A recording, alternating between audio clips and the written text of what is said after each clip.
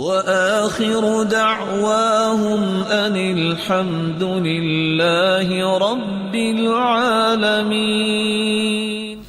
رسول اکرم صلی اللہ علیہ وآلہ وسلم نے صرف فرمایا کہ جب بیماری کا علاج بھی کرنا ہو، علاج بعد میں پہلا کام یہ کرو، بسم اللہ، اعوذ بعزت اللہ وقدرتہ من شر ما اجد من وجعی، اتنے الفاظ کہہ دو تو اللہ ذوالجلال اس تکلیف سے تمہیں آرام دے دیں گے۔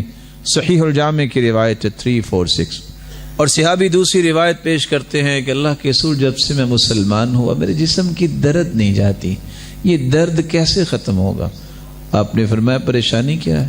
کہاں درد ہوتی ہے؟ وہاں ہاتھ رکھو اور 3 مرتبہ پڑھو بسم اللہ بسم اللہ بسم اللہ، اور پڑھنے کے بعد الفاظ یہ پڑھ لو رسول اکرم صلی اللہ علیہ وسلم نے جو سکھائے، اعوذ بعزت اللہ وقدرتہ من شر ما اجد واحاذر۔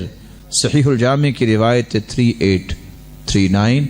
صحابی کہتے ہیں میں نے یہ دم کیا، پھر زندگی میں مجھے دوبارہ درد نہیں ہوا۔